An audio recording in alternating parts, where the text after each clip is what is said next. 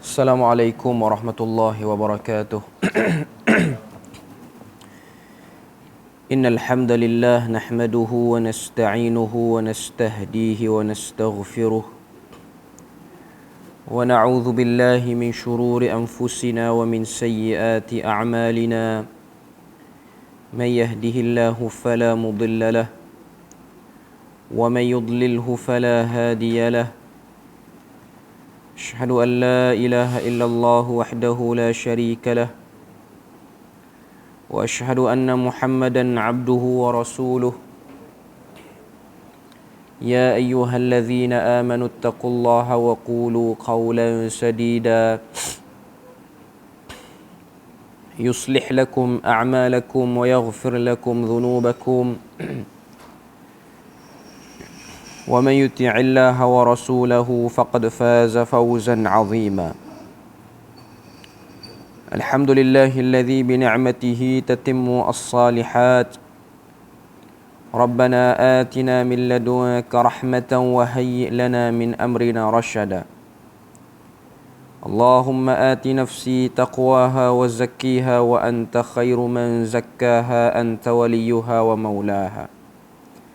Alhamdulillah, syukur pada Allah Azza wa Jalla kerana dengan rahmat dan juga limpah kurnia yang Allah berikan, dapat kita bersama sekali lagi dan menyambung perbahasan daripada Fiqhus Sirah karangan Dr. Muhammad Sa'id Ramadan Al-Buti rahimahullahu ta'ala, yang mana malam ni insya-Allah kita akan sambung masih lagi di bawah tajuk peringkat-peringkat dakwah Islamiyah semasa hidup Rasulullah, iaitu peringkat seruan secara sulit. Dan malam ni insya-Allah kita akan sambung pada bab pengajaran dan renungan daripada dakwah secara sulit tu. Dakwah ni. Dakwah ni. Tak kuat. Habis. Habis. Tak dengar.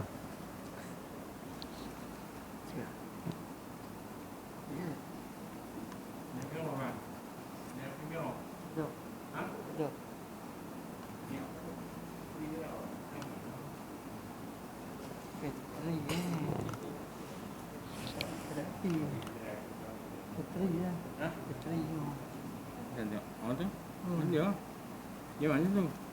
Dia mana tu? Tu. Ha, okey.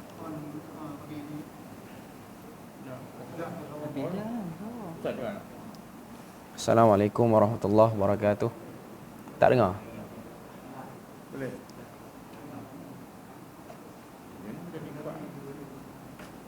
Ni ambil dah hari ni. Dah tukar dah ni.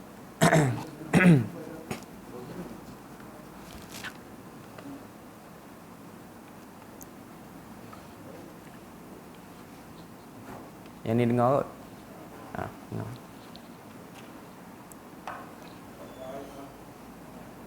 Okey, kita sambung yang tadi. Dengar Boleh. Kita masih lagi dalam bab seruan dakwah secara sulit, iaitu fasa Mekah. Seruan secara sulit ni selama 3 tahun. Okey. Sambungan kita ialah pengajaran dan renungan, muka surat 102. Okey. Pengajaran dan renungan daripada seruan dakwah secara sulit tu. Okey. Yang pertama, rahsia berdakwah secara sulit di peringkat permulaan. Okay, yang ni dah kita bahas pada 2 minggu lepas. Malam ni insya-Allah kita akan masuk muka surat 104.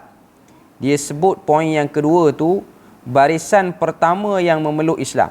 Okay, jadi kita tengok apa yang disebutkan oleh penulis rahimahullahu taala. Mengikut apa yang telah disarankan oleh sirah Rasulullah sallallahu alaihi wasallam, bahawa dalam peringkat pertama ini hanya mereka yang lemah dan fakir miskin sahaja yang telah memeluk agama Islam. Dan apakah rahsia terjadinya sebegini? Apakah hikmah dan rahsia sehingga mereka-mereka ini merupakan asas utama dalam penubuhan negara Islam? Okay. Jadi itu persoalan yang ditimbulkan oleh penulis. Okay. Jawapan dia kata, sebagai jawapan maka kita menegaskan ini adalah hasil daripada proses tabiat dan juga alam, di mana para anbiya di masa yang lampau telah menempuh dugaan dan cubaan seperti yang telah dirasai oleh Rasulullah sallallahu alaihi wasallam sendiri. Puak Nabi Nuh telah mengejek-ngejeknya kerana pengikutnya terdiri daripada golongan yang lemah seperti yang dibentangkan oleh Al-Quran. Jadi poin yang dibawa oleh penulis ini, kenapa golongan yang lemah yang mengikuti dakwah? Pertama, kerana ianya sudah menjadi lumrah ataupun tabiat. Didatangkan dalil daripada surah Hud ayat yang ke-27, yang mana Allah Ta'ala sebut pengikut Nabi Nuh alaihi salam yang awal pun daripada kalangan orang-orang bawahan. Ayat ni dia kata, faqala al-mala'u alladhina kafaru min qaumihi ma naraka illa basharan mithlana wa ma naraka ittaba'aka illa alladhina hum aradhiluna badiyar ra'yi. Okey. Banyak gangguan. Wa ma naraka ittaba'aka illa alladhina hum aradhiluna badiyar ra'yi wa ma nara lakum alaina min fadlin bal nadhunnukum kadhibin. Jadi ayat dalam surah Hud ni cerita pada kita bahawasanya macam mana halangan dan tentangan yang dihadapi oleh nabi-nabi terdahulu dan pengikut nabi yang terdahulu pun daripada kalangan orang bawahan.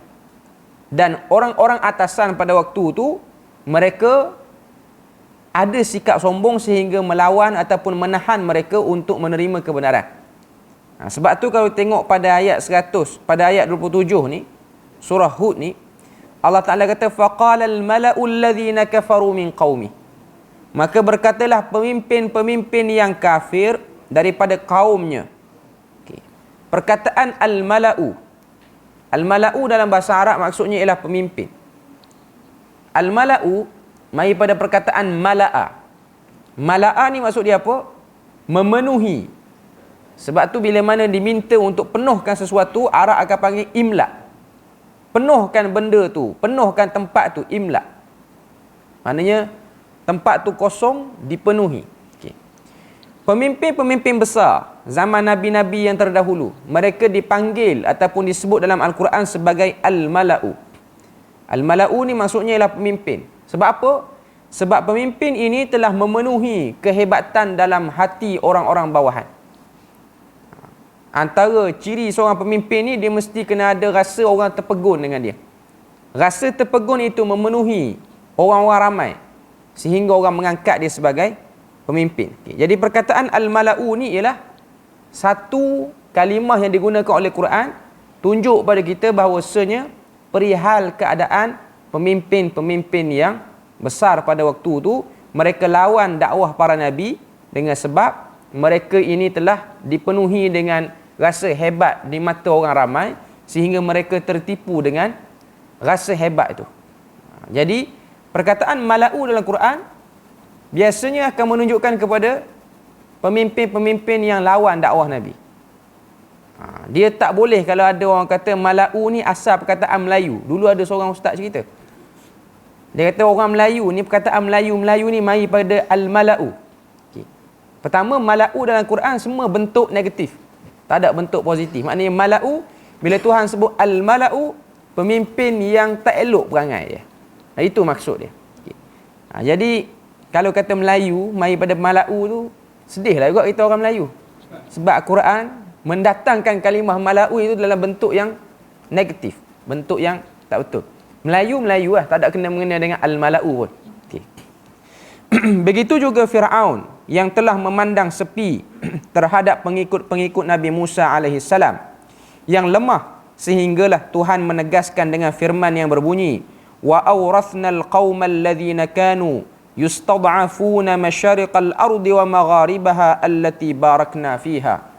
Itu ayat daripada surah Al-A'raf ayat 137. Maksud dia, dan kami pusakakan kepada kaum yang telah tertindas itu negeri-negeri bahagian timur bumi dan bahagian baratnya yang telah kami beri berkat padanya. Maknanya kebiasaan orang yang akan mengikuti dakwah ni ialah daripada kalangan bawahan, golongan yang tertindas. Itu lumrah alam dia. Okay. Muka surat 106.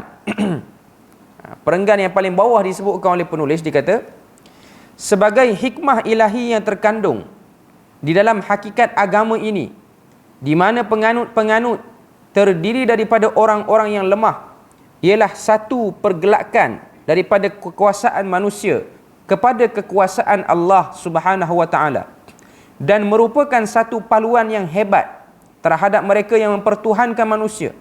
Rahasia ini memang sesuai dan tepat untuk mereka yang lemah, yang diperhambakan dan yang telah dianiayai.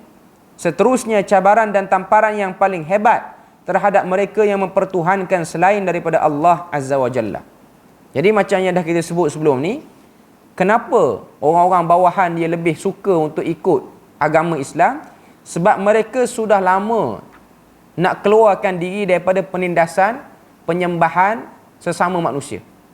Sebab tu kalau tengok, dia datang ke sini, ada satu kisah pada muka surat 107 tu, nak tunjuk pada kita kenapa orang bawahan ni rasa lega bila mana dapat ikut Islam. Orang bawahan sini maksudnya para sahabat Nabi yang awal daripada kalangan hamba. Dia kata sini, ikutilah satu dialog antara Rustam, ketua Turus tentera Parsi, dan Rub'i bin Amir, seorang askar biasa Islam. Nama yang betul dia ialah Rostam ataupun Rustum, nama dia. Rustum ni ialah satu gubernur kepada Maharaja Parsi. Rustum nama dia. Dan sahabat yang berdialog dengan dia tu nama dia Rib'i bin Amir, tapi dia tulis dalam buku ni Rub'i bin Amir. Sebutan yang betulnya ialah Rib'i bin Amir. Okay. Dia datangkan dialog bila mana Umar Al-Khattab hantar Rib'i bin Amir ini untuk menyampaikan hasrat kenapa tentera Islam masuk kawasan Parsi ni. Okay. Jadi Umar telah pilih Rib'i ni. Rib'i ni daripada kalangan tentera yang paling rendah jawatan dia berbanding tentera-tentera lain. Sengaja Umar hantar dia untuk tunjukkan kemerdekaan, dan juga orang kata apa, dalam Islam ni tidak ada unsur penindasan kepada golongan bawah. Okay. Dia datangkan kepada kita ni dialog. Okay. Dialog antara Rustum dan juga Rib'i. Okay. Kata Rustum, apakah yang mendesak kamu berperang dengan kami? Maknanya Rustum tanya pada tentera Islam ni, kenapa datang ke Parsi ni? Sebab apa datang Parsi? Sedangkan pada waktu tu Islam dengan Parsi tak ada isu pun. Zaman Umar Al-Khattab, Umar dia buat peluasan kuasa dengan dia nak tawarkan Islam. Dia nak perkenalkan Islam. Okay. Tapi bila mana negara-negara yang besar dan hebat ni, dia orang bertindak tidak baik dengan tentera Islam.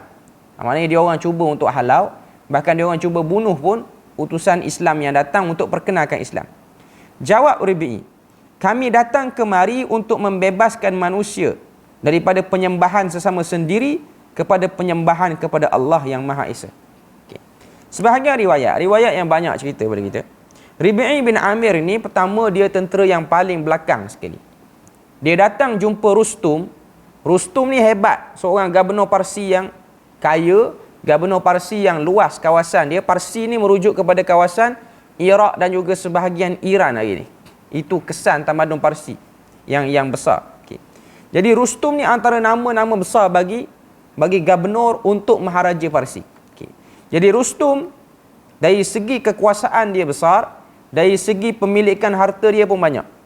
Rustum dalam riwayat disebutkan, bila mana-mana orang ingin menghadap Rustum ni, dia ada protokol yang agak sulit dan juga agak payah. Antara protokol yang diletakkan untuk menghadap gubernur, bukan menghadap maharaja, menghadap gubernur, ialah jarak yang dibenarkan, haddit taqatu' dia panggil, jarak yang dibenarkan untuk wakil tu ataupun tetamu orang tu menghadap kepada gubernur ni ialah sekitar 10 kaki paling dekat. 10 kaki. Itu orang yang daripada kalangan bangsa Parsi ataupun orang yang ada jawatan dalam kerajaan tu. Adapun orang yang bukan, tak ada kena-mengena, dia punya jarak dia 20 kaki bercakap dengan gubernur. Dan gubernur akan minta orang yang bercakap tu untuk pakai sesuatu di mulut dia, penutup mulut yang dah disediakan. Tujuan dia apa? Bukan COVID zaman tu. Tujuan dia takut bau mulut kawan tu kena pada muka gubernur. Punya sombong lah. 20 kaki ni tak bau dah kot bau mulut orang. Kalau macam ni mungkin bau lah. Dekat. Okay. 10 kaki pun tak mau. Tapi apa benda tu dibuat? Kesombongan saja. Dibuat atas dasar kesombongan. Dari segi pakaian. Pakaian yang ada, kata apa, unsur perak dan emas. Ini pakaian. Antara Parsi dengan Rom, Parsi ni agak lebih menonjol sikit dari segi nak tunjuk dia banyak duit ataupun banyak harta berbanding Rom. Okay. Jadi Rustum ni salah seorang daripada gubernur Parsi. Dia tanya dengan nada yang agak tinggi, apa tujuan tentera Islam datang sini? Apa tujuan tentera Islam datang sini? Sebelum tu sebahagian riwayat kata Rib'i bin Amir ni dia masuk ke dalam istana Rustum. Ada sebahagian riwayat. Pertama kata dia masuk berjalan kaki, yang kedua kata dia masuk dalam keadaan menunggang keledai dia. Dia pakaian biasa, dia hanya ikat tali di kepala dia. Dia tak pakailah topi perang apa semua tak pakai. Sebab dia tentera paling belakang. Okay. Dia masuk, dia memang kata apa bentuk istana ataupun ruang menghadap tu, dia akan rendahkan ataupun kecilkan pintu tu. Tujuan dia supaya orang yang masuk automatik akan tunduk kepada maharaja ataupun gubernur Parsi. Okay. Sebahagian riwayat tu, walaupun riwayat ni dhaif, dia kata Rib'i ni dia masuk melalui belakang. Membelakangi, maknanya masuk melalui punggung dulu. Dia tak masuk ikut kepala. Sebab masuk tu akan tunduk kawan tu. Okay. Jadi dia masuk ikut belakang. Masuk ikut punggung. Satu penghinaan pada Rib'i. Lepas pada tu dia berjalan atas kapek Rib'i tu, dia berjalan dengan sepatu dia yang penuh dengan debu tanah. Maknanya mengotori benda tu. Mengotori yang kata apa? Benda tu lah. Okay. Tapi riwayat tu dhaif lah. Riwayat tu secara umumnya tidak diterima oleh semua ahli sirah. Juga tak diterima oleh sebahagian besar ahli hadis. Okay. Sebab Umar Al-Khattab, walaupun kita tahu Umar ni orang yang ada pengaruh dia, Umar tidak mengajar orang-orang yang di bawah pemerintahan dia untuk bersikap kurang hajar kepada orang-orang yang ataupun kita pergi bercakap dengan wakil mana-mana. Okay.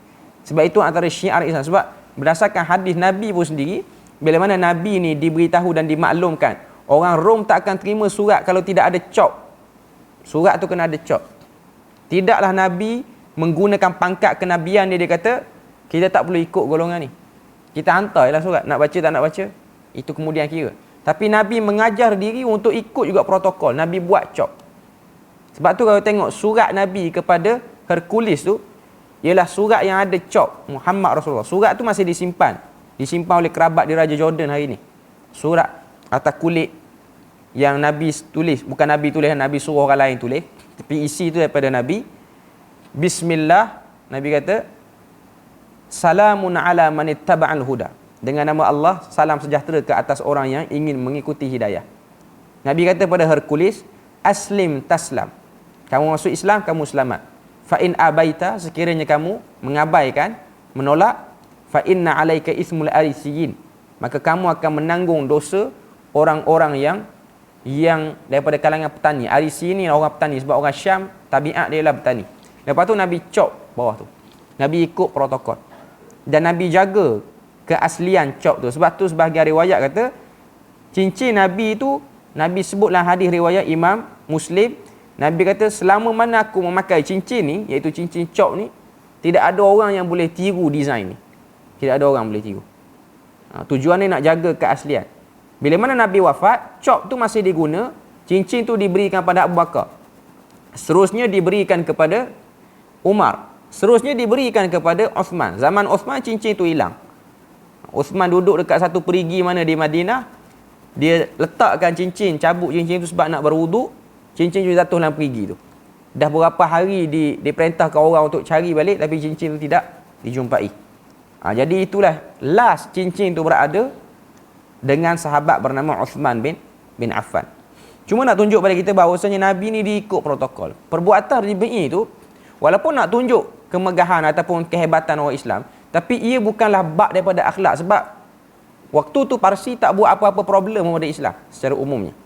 Tapi adalah ramailah orang yang riwayatkan ataupun orang yang baca riwayat ni, yang pastinya riwayat tu tidak diterima secara umumnya. Kemudian beliau memandang kepada beberapa barisan di kiri dan kanan Rustum yang tunduk menyembah kepadanya sambil menambah cakapnya, setahu kami, kamu semua ialah golongan yang bijak pandai, tetapi di hari ini Aku tidak pernah melihat pun satu puak pun yang paling bodoh daripada kamu. Sebab semua yang ada di kiri dan kanan ni sembah kepada Rustum, gubernur Parsi itu. Sesungguhnya kami orang Islam belum pernah lagi memperhambakan sesama sendiri. Yang aku sangka kamu ini bertolong-tolongan antara satu sama lain. Tetapi sebaliknya, terdapat penindasan dan perhambaan sesama sendiri. Puak yang paling lemah tadi berpaling ke arah Rib'i sambil berkata, memang benar apa yang engkau ucapkan itu. Tetapi puak atasan pula bila mendengar ucapan Rib'i di satu paluan yang hebat yang telah dihumbankan ke atas kepala mereka, lantaran ucapan itu menjunam tepat kepada tindakan mereka. Ucapan tadi mengandungi satu kuasa sakti yang akan menarik hamba suruhan kita ke arahnya. Okay. Apa yang nak disebutkan sini ataupun nak disampaikan sini? Kemerdekaan jiwa yang ada dalam hati ataupun dalam perasaan orang Islam. Iaitu kita tidak ada unsur penyembahan kepada makhluk. Jadi Rib'i tengok Parsi mereka sembah kepada gubernur mereka. Bukan setakat sembah kepada maharaja, gubernur pun dia orang dah sembah dah. Jadi ini ialah bab daripada pembodohan akal. Bab daripada pembodohan akal. Sebab tu kau tengok Islam ni ialah agama yang bebas. Islam ialah agama yang mengajar manusia untuk berpendirian. Mengajar manusia untuk jadi golongan yang ada pendirian.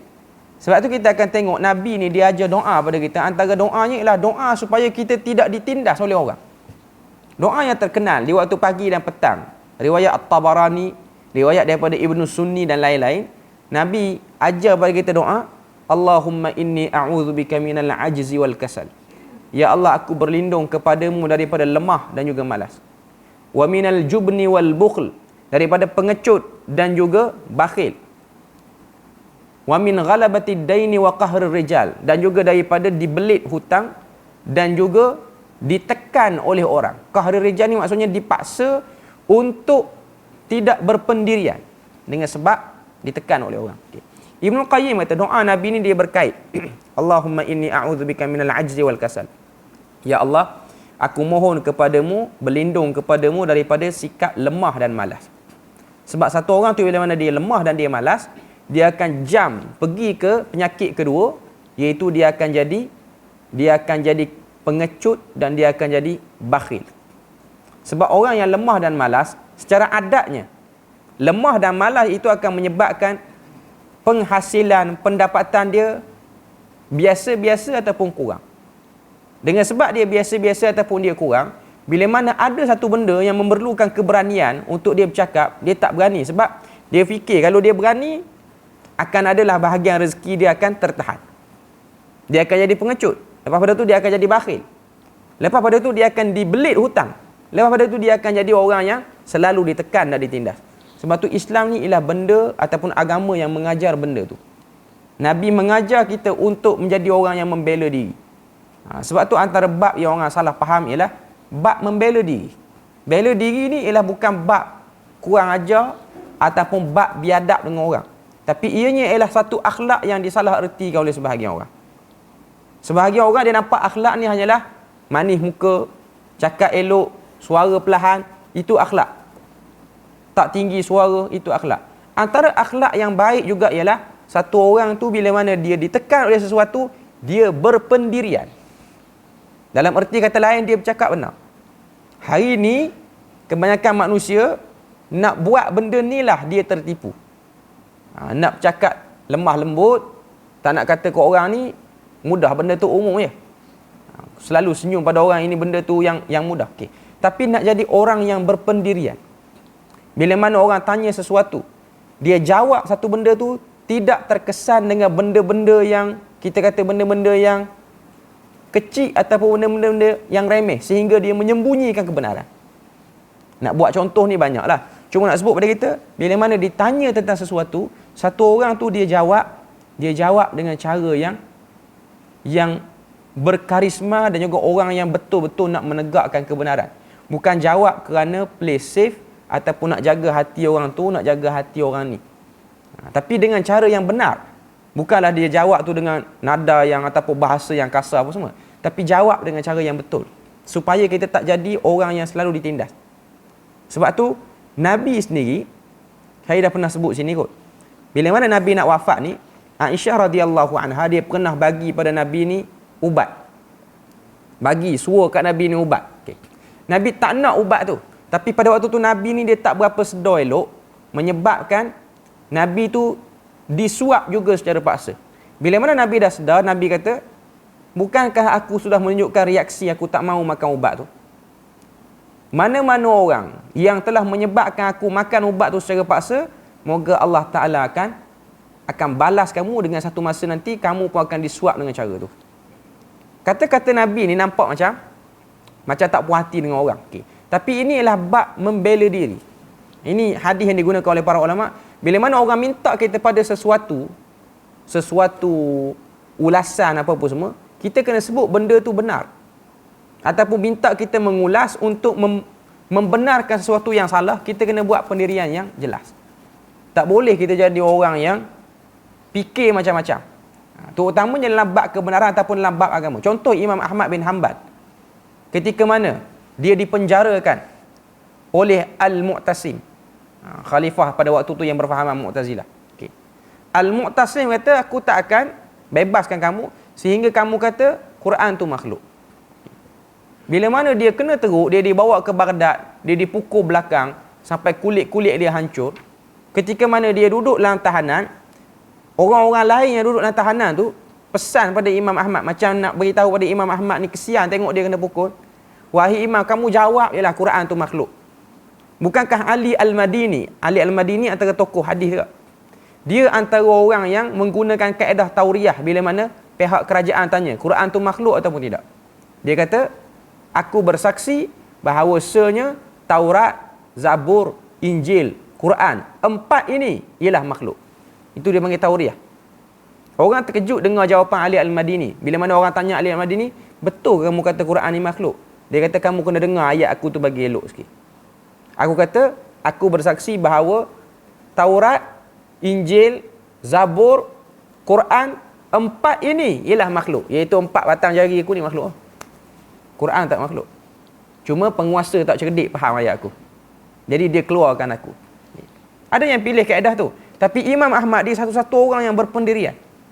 Ada satu orang dalam jail sekali dengan dia. Dia kata, wahai Imam, aku tengok kamu kena pukul teruk. Malam sebelum Imam Ahmad kena pukul tu, semua orang dah tahu. Semua orang Baghdad tahu. Esok dia akan dipukul. Satu orang lelaki yang duduk sekali dengan Imam Ahmad, dia kata, wahai Imam, aku antara orang yang pernah pengalaman kena pukul dengan pemerintah ni. Pukulan yang pertama je sakit. Lepas pada tu dia elok. Dia okey dah. Dia nak bagi tenang hati kawan tu. Tapi sakit lah. Taklah makna kata sekali tu yang sakit. Kena semua tu sakit lah. Macam orang kena sebab lah. Hukuman sebab mandatory apa semua tu. Hukuman sebab civil apa semua tu. Sebatan yang 1 hingga 3 tu je. Yang orang tu dah meraung apa semua. Sebatan 4, 5, 6 dia tak meraung dah. Sebab apa? Dia dah hilang dari rasa dia dah. Nah. Dia rasa dia dah hilang dah. Dia dah lembek dah. Sebahagian orang dah pensan dah sebahagian tu. Okey. 1, 2 dan 3 tu yang teruk. Jadi Imam Ahmad, tak apalah, dia dengar lah jawapan orang tu. Bila mana dia masukkan balik dalam jail, tengok dia kena teruk belakang tu. Maka ada satu orang panduan ni kata, wahai Imam, kalau kamu kata Quran tu makhluk, bagi aku tak ada masalah. Sebab tak sanggup tengok kamu kena teruk ni. Imam Ahmad kata, mari tengok dia luar. Sebab dalam penjara tu dia ada tingkap. Tengok keluar, tengok ramai mana orang sedang menunggu. Kalau aku kata Quran tu makhluk, dia orang akan catat, dia orang akan letak dalam sejarah Imam Ahmad mengatakan Quran tu makhluk. Berapa ramai orang akan silap faham terhadap kata-kata aku kerana aku tidak berpendirian dengan cara yang betul. Ini antara bentuk, saya nak bagi contoh pendirian. Bila mana orang tanya, sebut dengan betul. Dan kau tengok Imam Ahmad, dia tak hilang apa-apa pun. Daripada, orang kata apa, daripada dunia. Dia tak hilang apa-apa. Sebahagian orang ini dia takut nak sebut benda betul tu sebab dia dah fikir dah dunia dia akan hilang. Sebenarnya tak hilang lagi pun. Dah sebelum dia cakap tu pun dia pun tak ada banyak sangat pun dunia. Tapi dia bimbang awal. Ini semua benda orang kata apa, syaitan dia meragukan satu orang tu untuk menjadi orang yang berpendirian. Sebab tu berpendirian ni ialah bukan bab orang tu kurang ajar dengan orang ataupun bab orang tu dia bersikap kasar dengan orang. Berpendirian itu ialah satu benda yang menunjukkan orang tu dia jelas, dia tak simpan lama. Sebab orang yang tak berpendirian, depan dia terima, belakang dia kata balik, itu lagi teruk. Depan terima elok, belakang dia kata balik. Ini ialah orang yang membuka dosa yang berpanjangan orang ni. Kalau kita berpendirian kali pertama tu je, belakang kita tak akan kutuk dah orang tu sebab benda tu dah clear dah. Tapi orang yang tak berpendirian, dia buat dalam keadaan dia rasa tak nak buat apa.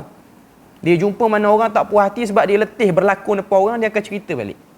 Ini antara bab berpendirian dan ini juga antara akhlak yang selalu disilap faham oleh sebahagian orang. Sebab sebahagian orang dia faham kita ni walaupun tak suka, kita tak buat balah dengan orang. Bukan isu buat balah tapi isu berpendirian lah. Berpendirian terhadap apa kebenaran supaya kita tak jadi orang yang menyembunyikan kebenaran. Sebab saya tengok sebahagian orang yang dia kata atas alasan tak mau balah. Kita ni tak mau balah dengan orang, jadi kita tak bercakap sangat isu ni. Jadi bila dia nak bercakap, akhirnya sampai ke mati dia tak bercakap. Dia simpan benda tu. Dan akhirnya dia disebut sebagai orang yang menyembunyikan kebenaran juga. Sebab dia tak keluar apa-apa kenyataan pun daripada benda yang betul sebenarnya. Seterusnya kita tengok seruan secara terang-terangan. Muka surat 109.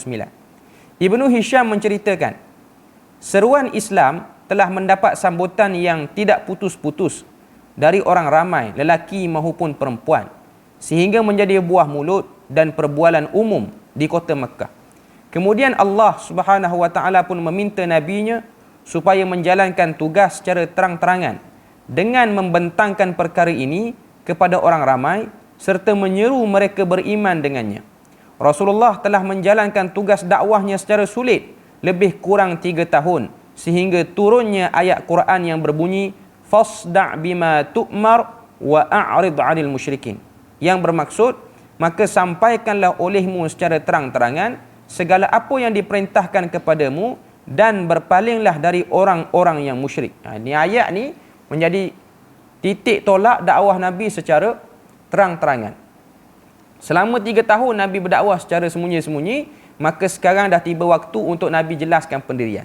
Sebab tu orang yang kata kita ni kena, orang kata apa, kena tak perlu expose sangat. Sebenarnya cara tu silap sebab Nabi sendiri dia sampai satu waktu dia cerita benda betul. Nabi lah orang yang paling berakhlak dalam menceritakan kebenaran. Tapi Nabi bukanlah orang yang consider dengan semua benda-benda yang tak betul atas alasan nak bagi waktu, nak bagi peluang orang yang belum terima kebenaran ni diambil masa. Sebab tu Nabi bila mana turun arahan daripada Allah Ta'ala suruh cerita berhala ni batil, Nabi cerita. Nabi tak kata, Nabi tak bercakap dengan bahasa sebenarnya sembah berhala ni taklah salah teruk sangat, tapi yang eloknya lah sembah Allah Ta'ala satu je lah. Nabi tak guna bahasa macam tu. Sebab benda ni berkait dengan kejelasan. Sebab tu sebahagian orang ahli agama bila mana dia nak jawab sesuatu, terutama isu tu isu sensitif, dia tak boleh guna kaedah sebenarnya benda ni boleh, tapi hakikatnya dia duk kaji benda tu tak boleh pun, tapi dia sebut dengan bahasa macam tu. Bahasa-bahasa seperti ni mengelirukan orang.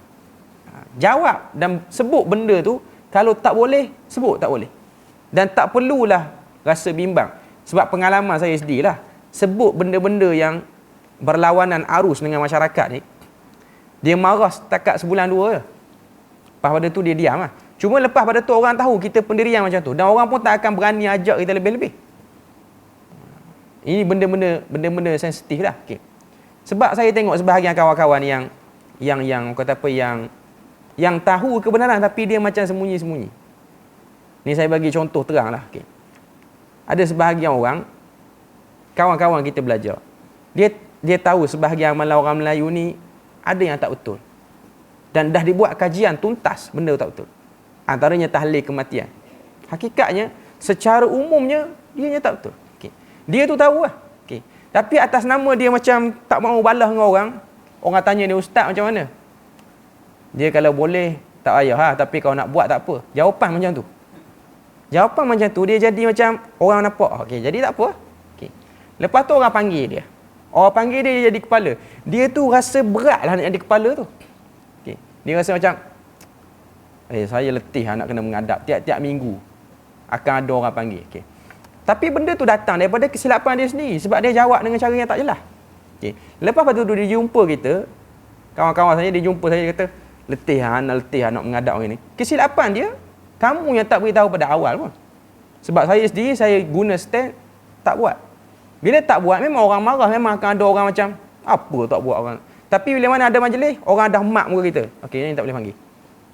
Okey, tapi benda tu menyelamatkan sebab itu pendirian kita. Tapi tak ada lah balah sampai kita jumpa dia, kita meludah. Tak ada. Itu hanya kebimbangan yang kita create sebenarnya. Dia tak akan jadi balah teruk. Hakikatnya orang akan boleh terima benda tu. Cuma dia ambil masa. Cuma berpendirianlah saat memberitahu kebenaran. Sebab kita tak suka sebahagian orang, bila mana dia jawab macam tu, belakang dia mengadu dengan kita, dia letih. Dia rasa macam ketak dada lah, nak mengadap. Tapi dia tu sendiri pergi lagi, masih lagi bercakap dengan berlapik-lapik apa semua. Ini bukan cara penyebaran dakwah yang benar sebenarnya. Beritahu, tapi kita tidaklah, sebab sebahagian orang kata, kita tak nak balah, kita tak nak pecah dengan anak jemaah qaryah apa semua. Bukan. Isu nak menjaga hati ni jangan buat atas dasar benda yang silap sebenarnya. Okay. Kita tidak society, tidak bersama dengan masyarakat dalam bab tu, ada banyak lagi benda lain yang kita boleh bersama dengan masyarakat sebenarnya. Cuma benda ni biasa. Bila mana kejutan tu dia berlaku, orang akan ambil masa untuk terima benda tu. Tapi lama kelamaan orang akan berfikir. Generasi yang akan datang selepas pada tu, dia akan melihat benda tu. Okay. Jadi benda ni memang ambil masa. Hatta Nabi sendiri. Kalau Nabi nak guna kaedah kita, sampai kesudah Nabi tak boleh beritahu bila berhala tu salah. Sebab dia kena fikir, majoriti ramai orang yang duk buat benda tu. Saya nak sebut sini lah berpendirian. Tapi berpendirian ni bukan bermakna kena bercakap dengan nada yang bengis apa semua, bukan. Tapi beritahu. Ini pendirian saya. Supaya kita tak jadi orang yang bila mana tak cerita pendirian, belakang kita buat, tak puas hati cerita orang lain. Itu ialah sikap yang tak baik sebab kita mengulang-ulang, kita duk sebut lagi keburukan orang tu. Dia tak habis dan tak habis dan tak habis. Okay. Jadi jadilah orang yang sebut kebenaran tu sekali dan akhirnya orang tahu pendirian kita dan akhirnya orang akan avoid lah benda tu peringkat awal. Tapi hakikatnya itulah bab daripada orang yang dah menyampaikan kebenaran. Dia ada kebenaran ni kita kena buat dengan cara berlapik. Peringkat awal macam Nabi 3 tahun pertama sebab orang tak bersedia lagi. Bila mana orang dah bersedia, masyarakat dah sampai masa, sebab sebahagian orang ni dia fikir masyarakat kita belum sesuai. Kenapa masyarakat belum sesuai? Sebab kita yang tak mahu bercakap lagi. Masih lagi nak guna kaedah yang perlahan lagi apa semua. Bukanlah perlahan selama-lamanya. Cuma nak sebut pada kita bahawasanya critical thinking atau benda-benda yang kritikal tak mahu dibincang secara meluas. Bahkan dilihat orang yang nak bincang secara kritikal, dianggap orang yang sedang memecah belahkan umat. Dan ini benda yang memang dilalui oleh Nabi pun. Bila mana Nabi nak bincang, Nabi nak beritahu dekat mana tak betulnya berhala. Orang dah melihat Nabi sebagai pemecah belah. Orang tak melihat Nabi orang yang nak cerita kebenaran. Itu memang lumrah manusia. Bila mana dia diserang pada benda yang dia biasa buat, maka itu benda yang akan menyebabkan satu orang tu dia terkejut peringkat awal. Tapi kalau dia tengok last sekali mereka beriman. Antaranya Abu Sufyan. Sebab tu saya selalu sebut pada kawan-kawan yang kata apa, yang ada kefahaman sunnah ni, kalau dia tak berani, kita kena banyak baca sirah Nabi. Sirah Nabi ni bukan baca sekadar nak tengok riwayat, tapi nak ambil pedoman daripada sirah Nabi. Masyarakat Melayu kita yang masih lagi ada sikap tak mau keluar daripada amalan yang pelik-pelik, mereka lebih baik berbanding musyrikin Mekah. Itu benda yang kita tahu dulu. Degilnya orang Melayu tak akan lebih tinggi berbanding degilnya orang Arab Quraisy. Abu Sufyan, ini degil, orang-orang yang degil. Amru bin Al-As, ni orang-orang yang degil. Okay. Tapi degilnya mereka tidaklah sampai kepada tahap melawan Nabi. Degilnya orang Melayu taklah sampai macam teruknya Quraisy ni. Tapi Nabi bersabar di atas semua benda yang berlaku. Tapi Nabi beritahu, konsisten beritahu benda tu. Jangan hanya kerana kita lihat orang tu dah mulai agresif dengan kita, ataupun dia bersikap dengan macam tak berminat dengan apa yang dia sebut, kita jadi lemah awal. Sebab syaitan dia suka mengambil peluang di atas kelemahan ataupun lemah semangat orang tu. Jadi dalam bab dakwah ni ialah pertama sekali kebenaran perlu disebut dengan bahasa yang paling mudah difahami oleh semua orang. Tak boleh difikir macam-macam mana cara apa semua. Fikir nak bagi berbunga, berpuitis apa semua. Akhirnya kebenaran tu masih lagi samar. Sebab tu cerita seruan secara terang-terangan ni bila mana turun ayat surah Al-Hijr, fasda' bima tu'mar wa a'rid 'anil musyrikin. Ini ialah arahan daripada Allah Ta'ala supaya kita cerita kebenaran dan kita berpaling pada orang yang tak boleh terima lagi. Sebab manusia memang sifat dia seperti itu. Manusia sifat dia seperti itu. Bila mana dia dah lama dengan benda tu, dia ambil masa untuk terima. Sebab sifat manusia ni dia cepat attach dengan benda yang dia dah biasa buat. Bila mana kita sentuh benda tu, dia akan jadi terkejut peringkat awal. Tapi benda tu ambil masa dan dia boleh dibuang sedikit demi sedikit. Cuma yang perlu ada bagi seorang pendakwah ni ialah bersabar dan jangan takut untuk cerita kebenaran dan jangan fikir hilang apa pada dunia. Tidak ada apa yang hilang pada dunia. Melainkan itulah kemuliaan yang paling besar dalam bab dakwah ni. Kemudian apa lagi yang disebut sini? Dan firman Allah Ta'ala yang lain berbunyi, wa anzir ashiratakal aqrabin wakhfid janahaka liman ittaba'aka minal mu'minin. Yang bermaksud, dan berilah peringatan kepada kerabat-kerabatmu yang terdekat dan rendahkanlah dirimu terhadap orang-orang yang mengikutimu, iaitu orang-orang yang beriman. Dan firman Allah yang lain berbunyi, qul inni anan nadhirul mubin. Katakanlah sesungguhnya aku adalah pemberi peringatan yang menjelaskan. Okay. Ayat ni nak tunjuk pada kita bahawasanya tugas Nabi itu ialah menjadi pemberi peringatan. Okay. Tugas Nabi itu ialah pemberi peringatan. Jadi orang yang beri peringatan ni kebiasaannya ialah orang yang banyak dimusuhi dan tak diselesai oleh ramai orang. Orang yang promote kebaikan, tolong orang, susah apa semua, benda ni ramai orang boleh terima. Tapi orang yang menceritakan tak betulnya amalan ni, tak kenanya apa yang kamu pegang ni, orang yang seperti ini kebiasaannya akan diserang dan terus diserang. Dari bermula pada Nabi sampai zaman sekarang, benda seperti itu dia tak akan berubah sampai bila-bila. Okay. Jadi saya rasa saya nak berhenti awal malam ni sebab saya ada rasa pedih dah. Dalam ni ada ulcer sebenarnya daripada 2-3 hari dah. Okay. Jadi suara agak menekan sikit. Kita berhenti awal sikit malam ni lah, kita tunggu isyak. Okay. Jadi saya rasa setakat tu saja kot untuk perbahasan pada malam ni. Subhanakallahumma wa bihamdik, asyhadu an la ilaha illa anta wa astaghfiruka wa atubu ilaik. Wassalamualaikum warahmatullahi wabarakatuh.